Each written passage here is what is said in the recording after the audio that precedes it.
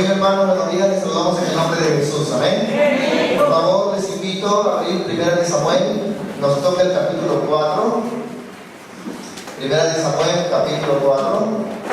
Y hoy vamos a hablar acerca de cómo los filisteos capturan el arca de Dios, ¿no es cierto?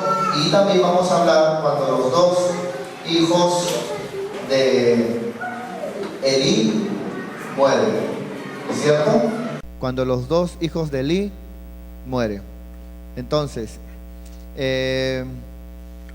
vamos a empezar el día de hoy en el nombre de Jesús. ¿Cuántos dicen gloria a Dios? ¿Cuántos dicen gloria a Dios? Muy bien. El tema de hoy, el pecado y sus consecuencias. Amados hermanos, el pecado trae muchas consecuencias. Yo he escuchado a predicadores decir, escuché una vez a un predicador decir de la siguiente manera, que nosotros como creyentes podemos engañar tal vez a nuestra mujer, podemos caer en adulterio, podemos irnos con una prostituta, podemos de repente pecar de diferentes maneras, podemos ir drogarnos, podemos ir y emborracharnos, podemos hacer diferentes cosas, ¿no es cierto? Pero él decía, eso no estorba en nada lo que somos como creyentes. Así decía él, ¿no? O sea, no importa qué hagamos, él decía, yo como predicador puedo irme ahorita con una prostituta, puedo emborracharme, puedo drogarme, y yo sigo siendo cristiano, porque lo que hizo Cristo en una cruz es mayor. Hermano, como siempre el diablo hablando medias verdades, ¿no? Es verdad que no hay pecado más grande, no hay pecado que la sangre de Cristo no pueda borrar. Eso es una gran verdad, pero también hay una verdad, que un hijo de Dios, un cristiano, no haría lo que hemos mencionado. Amén, amados hermanos. Entonces, todo creyente debe aborrecer el pecado. Todo creyente debe, amado hermano, evitar el pecado. Es verdad que en algún momento, sin planificarlo, vamos a fallarle a Dios, eso es verdad, pero no debemos de quedarnos estacionados en el pecado. No debemos a decir, bueno, si ya pequé, entonces ahora me doy al pecado, y mucho más todavía, tomando la gracia como fuente o como base para pecar, porque eso no es correcto, no está bien. El pecado trae consecuencias, sí, muchas consecuencias trae el pecado. Matrimonios se han separado por causa del pecado. Muchos jóvenes hoy están, hermano, arrastrados en vicios y en cosas por causa del pecado. Muchas iglesias se han cerrado por causa del pecado. Muchos ministerios han fracasado por causa del pecado. Y debemos de evitar cada día, amado hermano, nosotros quedar enredados en el pecado. ¿Cuántos dicen gloria a Dios? Muy bien, vamos a empezar entonces el día de hoy. 1 Samuel, capítulo 4, verso 1. Dice la Biblia: y Samuel habló a todo Israel. Aquí vemos al profeta Samuel. Ya estaba ya muy anciano, estaba muy anciano ya. Y dice, y Samuel habló a todo Israel. Por aquel tiempo salió Israel a encontrar en batalla a los filisteos, ¿no? Los israelitas se fueron a pelear en batalla contra los enemigos que fueron los filisteos. Y dice la Biblia, y acampó junto a Ebenezer. Y los filisteos acamparon en Afec. Verso 2. Y los filisteos presentaron la batalla a Israel, dice. O sea que los filisteos comenzaron a pelear muy duro en contra de Israel. Y dice la Biblia, y trabándose el combate, o sea, en algún momento Israel estaba peleando bien, pero se trabaron, y trabándose el combate, Israel fue, ¿qué dice, hermano? ¿Qué fue Israel? Vencido. Pero Dios no le dio siempre la victoria a Abraham. Dios no le dio siempre la victoria, hermano, a sus siervos. Dios no le dio la victoria, por ejemplo, a Moisés delante de Egipto, abriendo el mar rojo. ¿Cuántos dicen gloria a Dios, hermanos? ¿Acaso Dios no le dijo a Josué, hermanos, mira que te mando que te esfuerces y seas valiente, y así como estuve con Moisés, yo estaré contigo? ¿Acaso, hermano, Dios no le dijo eso, hermano? ¿Y qué pasó aquí? ¿Por qué, amados hermanos, hubo una derrota? ¿Por qué, amado hermano, se venció, amado hermano, fue vencido Israel? Quiero enseñarle que esto ocurrió por causa del pecado. Vamos a ver cómo, hermanos, Israel salió a luchar, Israel salió a pelear, pero los hijos de Elí, ¿se acuerdan de los hijos de Elí? ¿Qué eran, hermanos? En el área del carácter, eran rebeldes. ¿Qué más? En el área económica, eran ávaros. Y en el área sexual, eran tremendos fornicarios, hermanos. O sea, ellos tenían todos los defectos. Pero vamos a encontrar, hermanos, de que los hijos de Elí seguían, amado hermano, llevando el arca del pacto, seguían liderando, hermanos. Y eso trajo, hermano, anatema en el pueblo de Dios. ¿Cuántos dicen gloria a Dios? Entonces dice verso 2: y los filisteos presentaron la batalla a Israel, y matándose y trabándose el combate, Israel fue vencido delante de los filisteos, los cuales hirieron en la batalla en el campo como a 4,000 hombres. Como a 4,000 hombres. ¿Cuántos hombres murieron, hermano, porque Israel fue vencido? Y vamos a verlo, por causa del pecado. ¿Cuántos hombres murieron? 4,000. Ahora, todo este capítulo, hermano, va a ser un capítulo lleno de muerte. Muerte, muerte, muerte, muerte, muerte. Y qué tremendo que Romanos dice la palabra que la paga del pecado es muerte, amado hermano. Muy bien.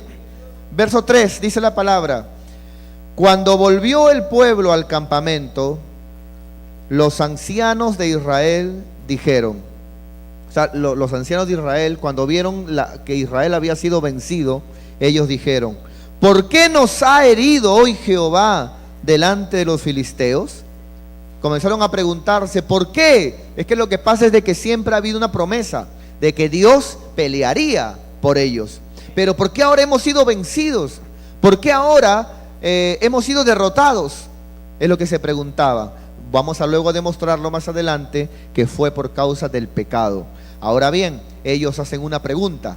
Aquí ellos hacen una pregunta. ¿Cuál fue? ¿Por qué hemos sido vencidos? Pero aquí ellos dicen algo. Vamos a verlo. Dice: traigamos a nosotros de Silo, ¿qué cosa? El arca del pacto de Jehová. Traigamos a nosotros de Silo el arca del pacto de Jehová, para que viniendo entre nosotros nos salve de la mano de nuestro Dios. ¿Cuántos dicen amén, hermanos? A ver, atentos por acá, por favor. Atentos por acá. Israel fue vencido por causa de ¿qué? Del pecado. Cuando Israel fue vencido por causa del pecado, Israel, ¿qué dijo? Traigamos el arca del pacto. ¿Qué simboliza el arca del pacto? La presencia de Dios. Traigamos el arca del pacto para que esté con nosotros. Y cuando la presencia de Dios esté con nosotros, entonces ya no nos vencerán. La pregunta es, ¿por qué no hicieron eso antes de ser derrotados? ¿Por qué siempre nos acordamos de Dios en nuestras derrotas? ¿Por qué siempre queremos usar a Dios para que nos ayude cuando todo nos va mal? ¿Por qué, hermano? ¿Por qué siempre usamos a Dios como la llanta de refacción? Esa llanta que la tenemos ahí hasta empolvada, que ni nos acordamos de ella, pero cuando se nos revienta una, es nuestra salvación. ¿Por qué siempre cuando todo nos va mal, ahí recién queremos buscar a Dios? ¿Por qué? ¿Por qué esperar caer en una cama de un hospital para recién acordarse de Dios? ¿Por qué esperar, amados hermanos, estar detrás de unos barrotes en la cárcel para recién acordarnos de Dios? ¿Por qué esperar, amados hermanos, la derrota en nuestro matrimonio, en nuestra familia, con nuestros hijos, para que recién busquemos a Dios? ¿Sabe por qué, hermano? Porque esa es la naturaleza del ser humano. Siempre tendemos, hermano, en nuestras caídas, derrotas, a recién valorar que tenemos un Dios que nos puede ayudar. Pero cuando Dios nos prospera, nos olvidamos de Dios. Pero cuando estamos bien en posesiones, nos olvidamos de Dios. Pero cuando todo nos va bien, hermano, nos olvidamos de Dios. Y eso no debe ser así. ¿Cuántos dicen gloria a Dios, hermano? Eso no debe de ser así. Voltea a tu hermano que está al lado y dile: acuérdate de Dios cuando todo te va bien.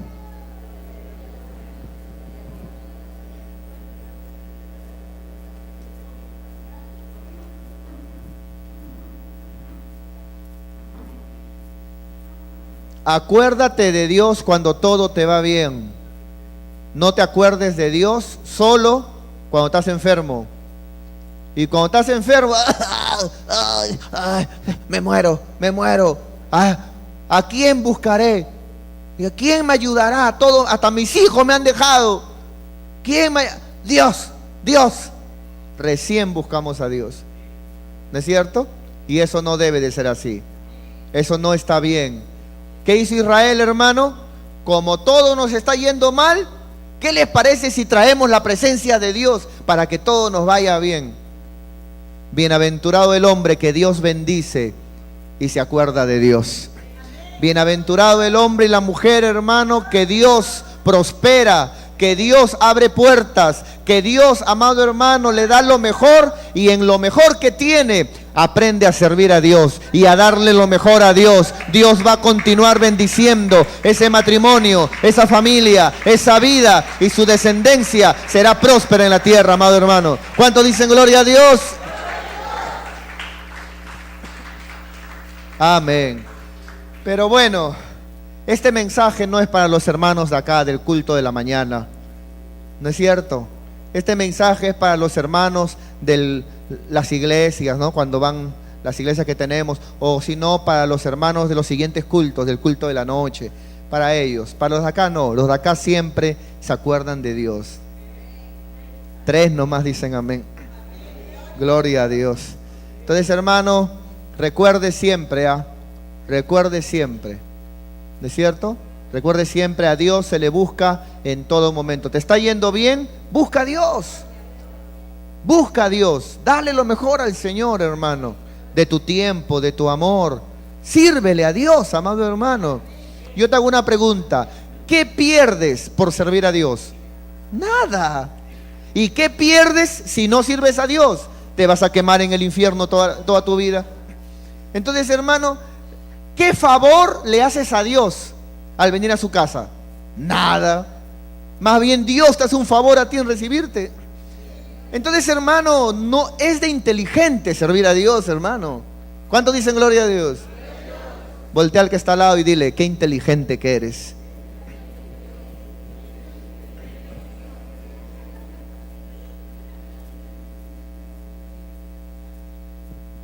Muy bien. Entonces, verso 3. Cuando volvió el pueblo al campamento, los ancianos de Israel dijeron: ¿por qué nos ha herido hoy Jehová delante de los filisteos? ¿No? Están viendo ellos que los sacerdotes ahí están llenos de pecado y el papá lo permite, ¿no es cierto? Y preguntan por qué. Y dicen: traigamos a nosotros de Silo el arca del pacto de Jehová, para que, ahí se acordaron de la presencia en su derrota, para que viniendo entre nosotros nos salve de la mano de nuestros enemigos. Muy bien. 4, seguimos. Y envió el pueblo a Silo, y trajeron de allá el arca del pacto de Jehová, de los ejércitos, que moraba entre los querubines. Y los 2 hijos de Elí ¿Cómo se llamaban los dos hijos de Eli? Ofni y Fines. ¿Qué estaban haciendo, hermano? Estaban allí con el arca del pacto de Dios. Qué cara duras, ¿ah? ¿Cuánta gente hay, hermano? ¿Cuánta gente hay que está llevando un cargo y está en pecado? ¿Cuánta gente hay, hermano, que está llevando un ministerio y está en pecado? Tiene un ministerio, hermano, y está en pecado, y lo que está haciendo es que en algún momento la mano de Dios va a caer encima, amado hermano. ¿Cuántos dicen gloria a Dios? Entonces, estos que están acá estaban llenos de pecado, eran unos avarientos, así como usted hoy está leyendo. Eran unas personas, hermanos, avarientas. ¿Qué más eran? Eran rebeldes, ¿no es cierto? ¿Qué más eran? Y eran unas personas inmorales sexualmente, pero seguían llevando ahí el arca de Dios, ¿no? Qué tremendo, amados hermanos. Muy bien, ¿qué más dice la Biblia? Verso 5. Y aconteció que cuando el arca del pacto de Jehová llegó al campamento, todo Israel gritó con tan gran júbilo que la tierra tembló. ¡Qué tremendo! Cuando vieron el arca del pacto dijeron: ¡oh! Ahora Dios está aquí con nosotros. Claro, qué fácil es decir: ahora Dios está con nosotros después de una derrota. ¿Por qué no te preocupas de Dios en tus victorias? ¿Por qué no dices: bueno, todavía estoy sana, estoy sano, no estoy enfermo de una terrible enfermedad, tengo dinero, tengo posesiones, me voy a acordar de Dios? ¿Por qué siempre esperar lo terrible, la peor derrota, para recién ahí decir: traigamos a Dios, ¿no? Y hacer y gozarse? Qué tremendo, amados hermanos. Entonces, aunque el arca del pacto estaba ahí, eso no iba a cambiar en nada, porque había pecado, hermano. Había pecado. ¿Cuál era el pecado? Que los corrompidos de los hijos de Eli seguían en las cosas de Dios como sacerdotes. Ellos tenían que salir de ahí, hermano. Y el padre también, por ser permisivo, por permitir cosas como esas. ¿Qué más, hermano? Seguimos leyendo. 6. Cuando los filisteos oyeron la voz de júbilo, los enemigos oyeron cómo gritaron los los israelitas, ¿no? Cuando los filisteos oyeron la voz de júbilo, gloria a Dios, dijeron: ¿qué voz de gran júbilo es esta en el campamento? ¿Qué voz de gran júbilo es esta en el campamento de los hebreos? Y subieron y supieron que el arca de Jehová había sido traída al campamento. Y los filisteos tuvieron miedo, porque decían: ha venido Dios al campamento. Y dijeron: ay de nosotros, pues antes de ahora no fue así.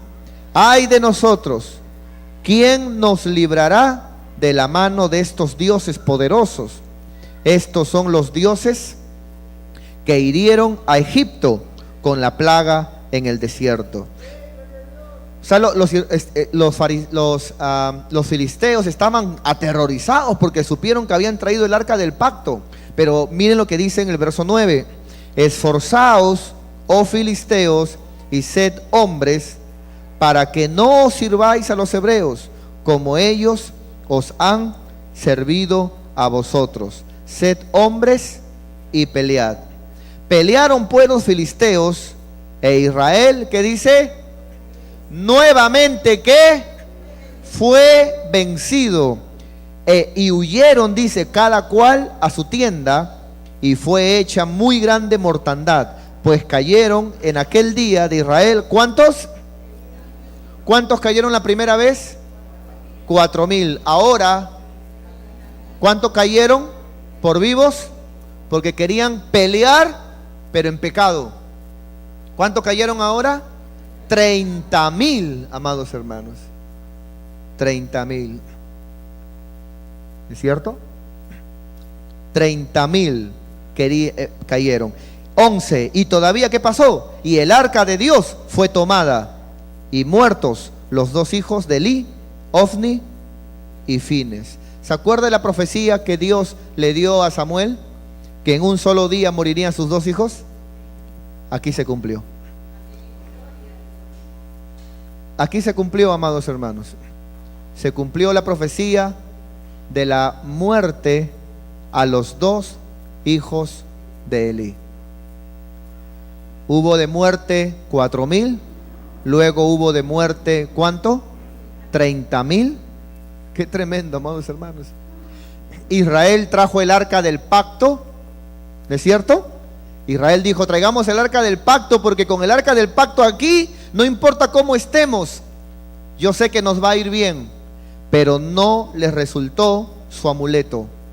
¿Sabía, hermano, que a veces tomamos a Dios como amuleto?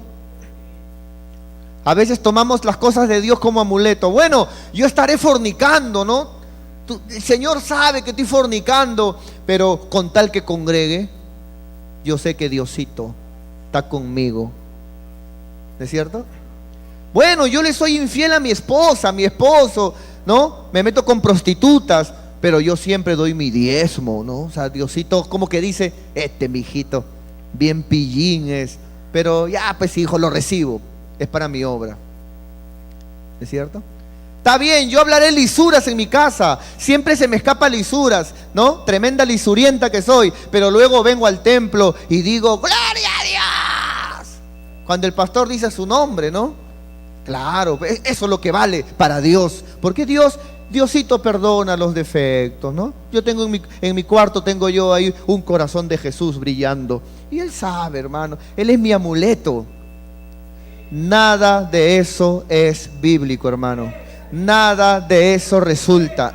El que ama a Dios aborrece el pecado.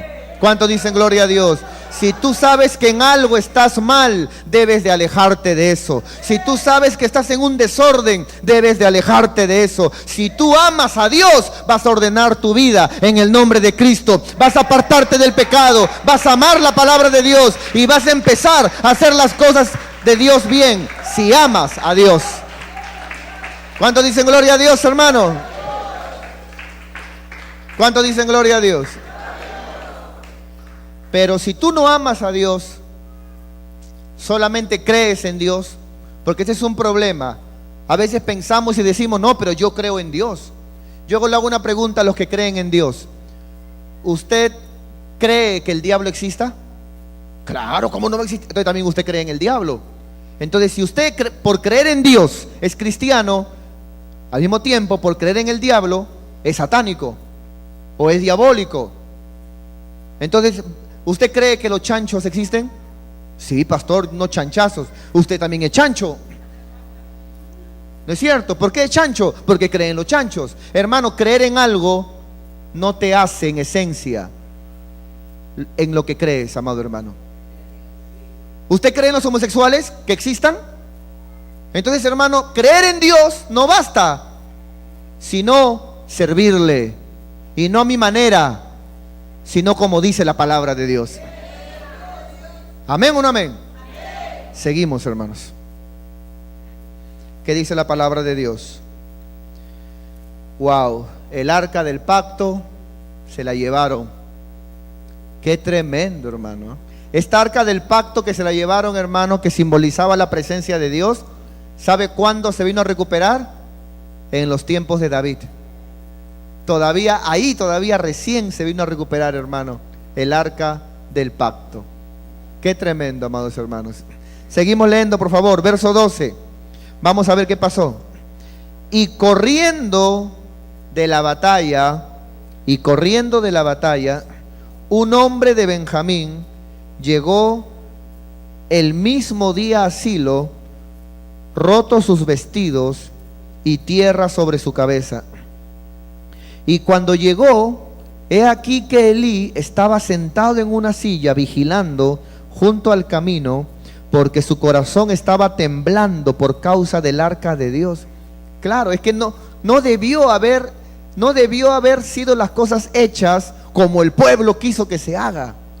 Pero Elí estaba también ya totalmente había perdido toda autoridad Elías, y sus hijos eran unos corrompidos.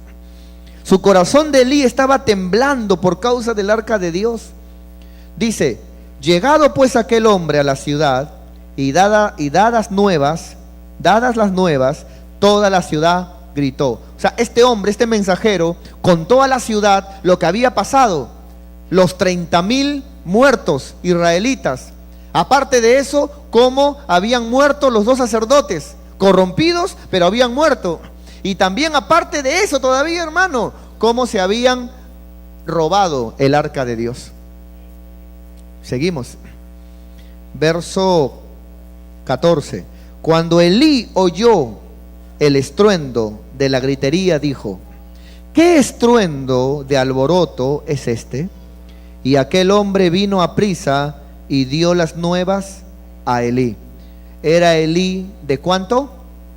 De 98 años. Ya este hermano estaba pues ya 98 años, ¿no? Era Elí de 98 años, y sus ojos, ¿qué dice? Se habían oscurecido de modo que no podía ver.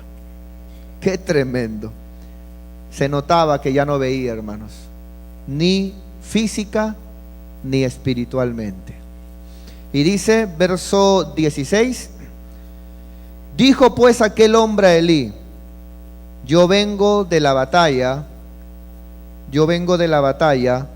he escapado hoy del combate. Y Elí dijo: ¿qué ha acontecido, hijo mío? ¿Qué ha acontecido, hijo mío? Y el mensajero respondió: Israel huyó delante de los filisteos, y también fue hecha gran mortandad en el pueblo. Y también, ¿qué dijo?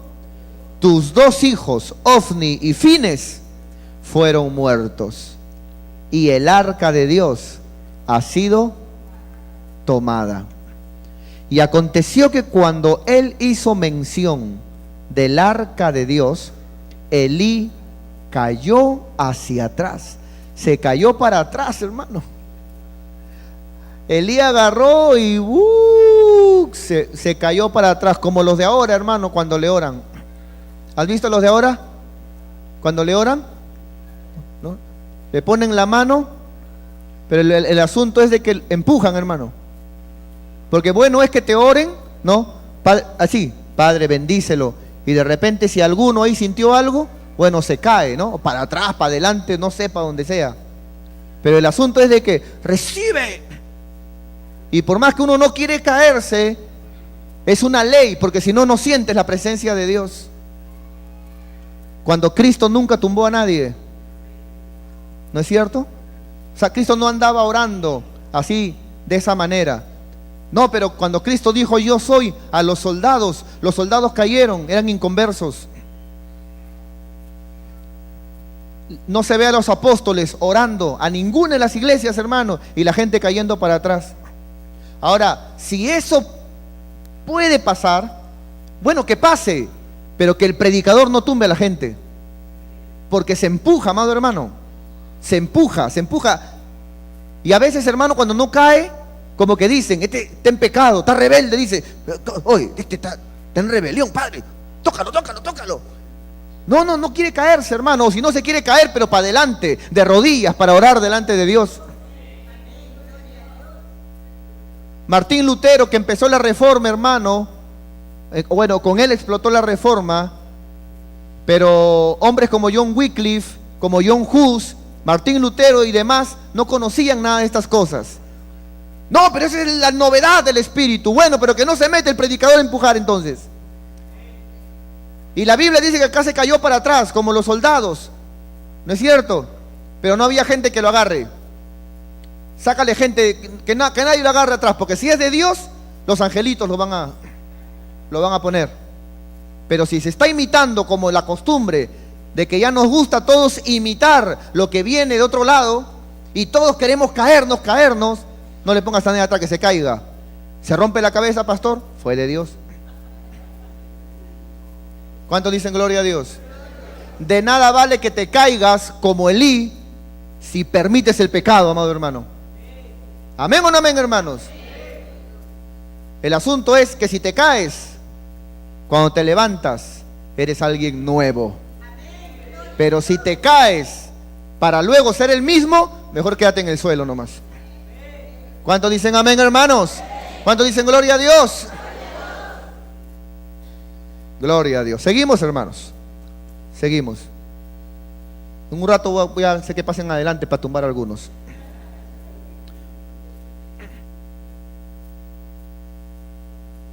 Muy bien, primera de Samuel 4.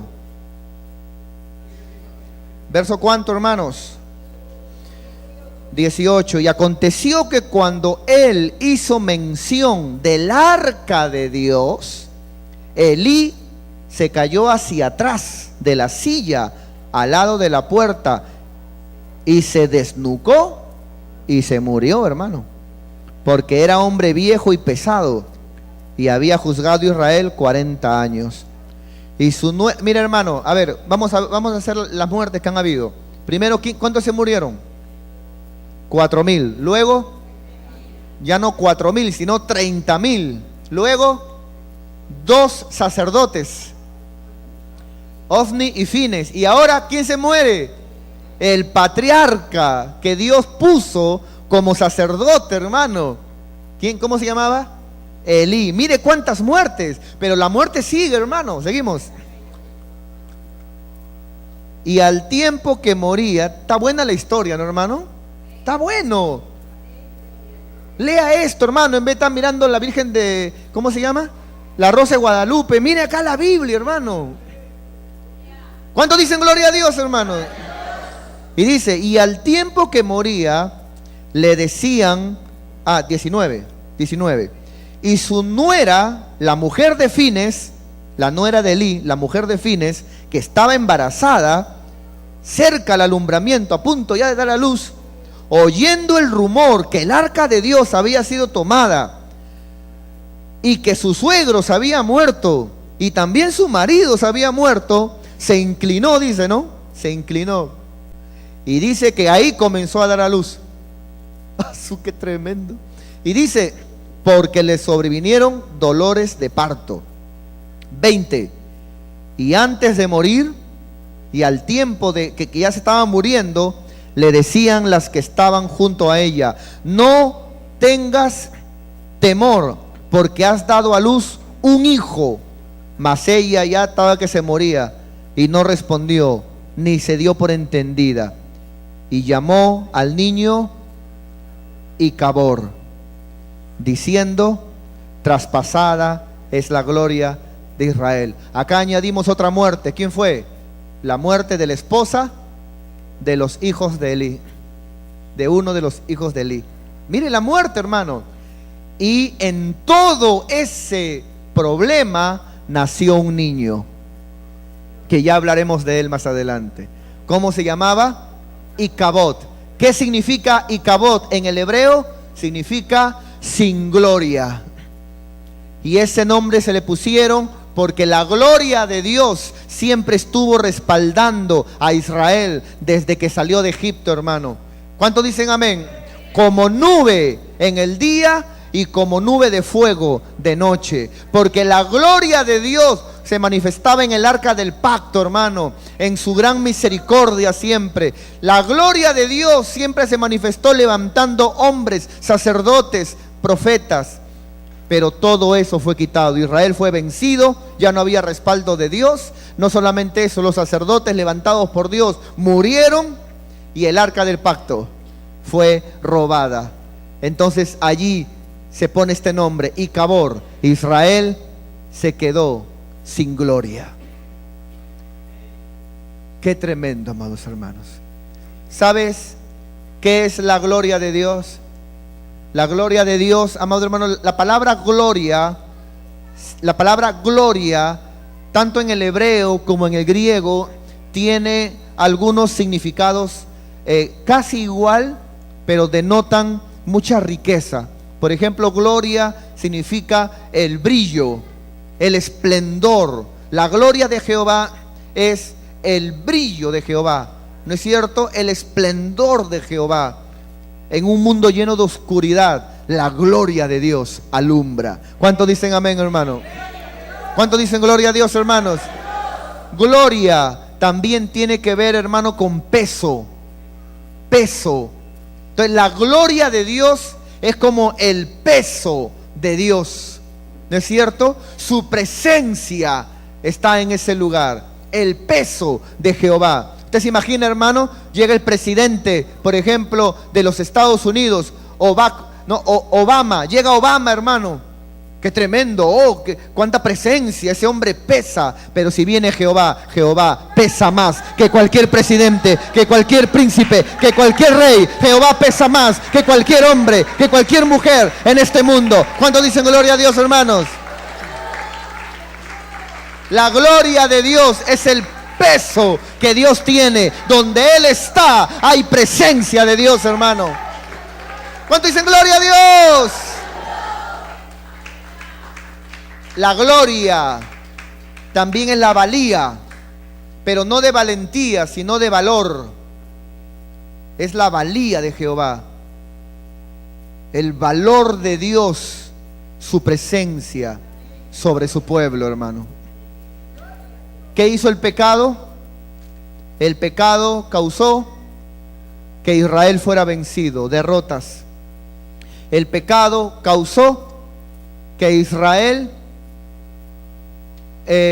tuviera muertos. Primero, ¿cuántos? 4,000. Luego 30,000. Luego los 2 sacerdotes. Y luego el patriarca, puesto en aquel momento como sacerdote de Dios. Y no solamente eso, sino que la presencia de Dios, simbolizada en esa arca, fuera quitada de Israel. ¿Sabe qué hace el pecado en tu vida, hermano?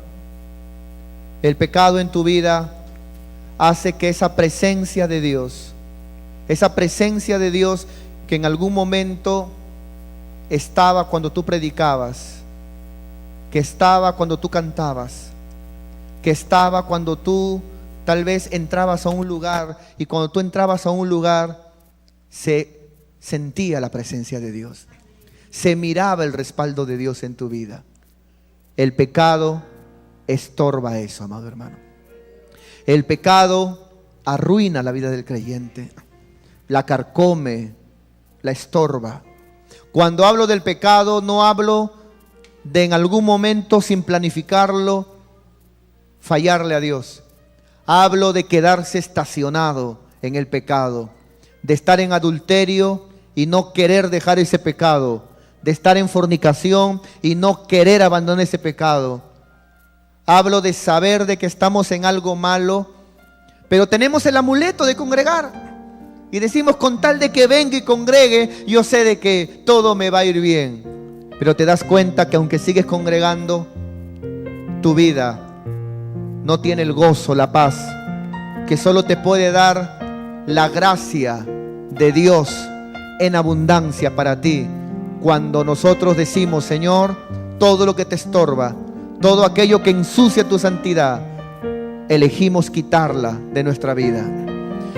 La Biblia dice la palabra de Dios, que si tu ojo te es ocasión de caer, sácatelo y échalo fuera de ti. Que si tu mano te es ocasión de caer, córtatela y échala fuera de ti. Esto no significa algo físico. Esto significa y habla de una santidad violenta. Si el internet es mi caída, llamo en este momento y corto el internet. Yo no quiero caer. Si el cable me está haciendo caer mirando cosas incorrectas, prefiero estar sin cable, lo corto de mi vida y lo echo de mí, porque yo no quiero fallarle a Dios. Si tal vez el televisor me está robando tiempo porque estoy embobada de novela en novela en novela y ya no oro, ya no leo la palabra, prefiero el televisor, voy a algún hermano que no tenga, te lo presto, te lo regalo por un tiempo y ya lo volveré a tener cuando esté bien con el Señor y tenga el carácter, el dominio propio para decidir cuándo y qué hacer. ¿Cuántos dicen gloria a Dios, hermanos? ¿Cuántos dicen gloria a Dios, hermanos? Prefiero estar bien con Dios que con el mundo. El pecado trajo muchas consecuencias, hermano, a Israel. Le trajo muerte, le trajo vergüenza, le trajo derrota, le trajo, amado hermano, inclusive que esa presencia de Dios allí manifestada en el arca fuera quitada. Cuánta gente, hermano, yo conozco que hoy los veo caminar por la calle y a veces ya no está ese brillo en sus ojos, pero en un tiempo, hermano, predicaban la palabra, enseñaban la palabra, alababan a Dios, cantaban, hacían grandes cosas, pero el pecado tumbó sus vidas. Y cuántos hoy, hermano, esa presencia de Dios está dentro como gracia, pero esa presencia manifestada en su vida exteriormente ya se ha apagado. ¿Por qué? Por causa del pecado. David dijo en el Salmo 51, cuando pecó, dijo: me arrepiento, no quites de mí tu Santo Espíritu. Esa oración ya no es para nosotros, porque un creyente, cuando le falla a Dios, Dios no es que te pone y te quita, te pone y te arrepientes, te pone el Espíritu, luego pecas, te lo quita y luego de eso pides perdón y te lo vuelve a poner. No, hemos sido sellados con el Espíritu de Dios. ¿Cuántos dicen gloria a Dios, hermano? Pero ¿sabes qué? Pero sí podemos contristar al Espíritu Santo. Sí podemos contristarlo con nuestra incredulidad, con nuestras cosas que hacemos, y el Espíritu nos habla: eso está mal, pero lo hacemos. Hoy es una buena mañana para poder cortar con todo aquello que solamente trae derrota a nuestras vidas, que solo trae vergüenza a nuestras vidas, y poder hacer un compromiso delante de Dios. Señor, a partir de hoy yo quiero servirte. Si he dejado de congregar, quiero congregar fielmente. Si he dejado de ser fiel en mi economía, a partir de hoy quiero ser fiel como mayordomo, como buen mayordomo en la economía que tú pones en mi mano. Si he dejado de buscarte, a partir de hoy quiero hacer las cosas bien delante de ti. Póngase de pie en el nombre de Jesús, hermano. Gloria a Dios.